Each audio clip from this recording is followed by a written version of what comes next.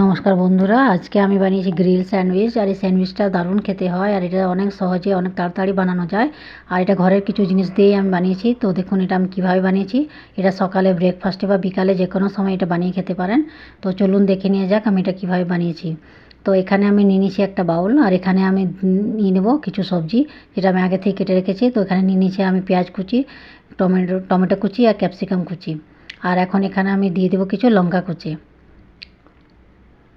সব কিছু আমি দিয়ে দিয়েছি। এখন এর মধ্যে আমি দিব কিছুটা আমার পনির ফ্রিজে রাখা ছিল, তো সেটাও আমি দিয়ে দিচ্ছি। কিন্তু এখানে পনির ছাড়াও এটা বানাতে পারেন, পনির ছাড়াও এটা অনেক টেস্টি হয়। তো পনিরটা দিলে আর একটু বেশি টেস্টি হয়। তো আমি পনির এখানে দিয়ে দিচ্ছি গ্রেট করে।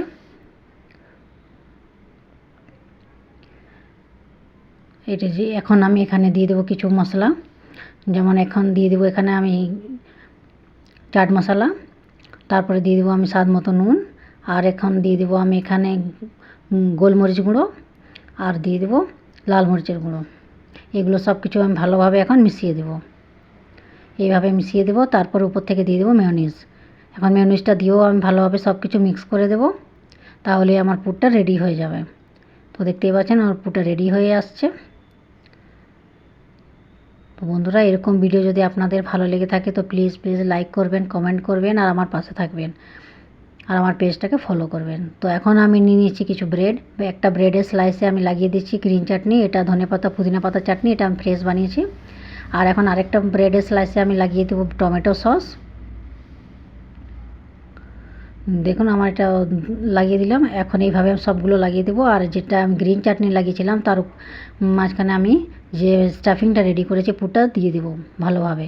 তারপরে আরেকটা ব্রেড ওর উপরে আমি চাপা দিয়ে দেবো। এইভাবেই আমি সবগুলো রেডি করে নেব আগে। তো আমার সবগুলো এইভাবে রেডি হয়ে গেছে। তো এরকম দেখুন একটা আমি স্যান্ডউইচ মেকার নিয়েছি। যদি এটা না থাকে তো আপনারা ফ্রাইং প্যানেও বানাতে পারেন। তো আমি এখন এখানে এই স্যান্ডউইচ মেকারটার মধ্যে বাটার লাগিয়ে দেবো দুপাশে। এটা দিয়ে অনেক সহজে বানানো যায়। এটা আমি অনলাইন নিয়েছিলাম। এটা অনেক সহজে অনলাইন পারচেস করা যায়। যদি আপনারা চান তো এটা নিয়ে নিতে পারেন, আর না থাকলে ফ্রাইং প্যানেও বানাতে পারেন। তো দেখুন এখন আমি এখানে এটা এইভাবে রেখে দেবো। আর এখন গ্যাসের মধ্যে এটা দু পিঠটা ভালোভাবে সেঁকে নেব এইভাবে। এই দেখুন কি সুন্দর আমার স্যান্ডউইচটা রেডি হচ্ছে।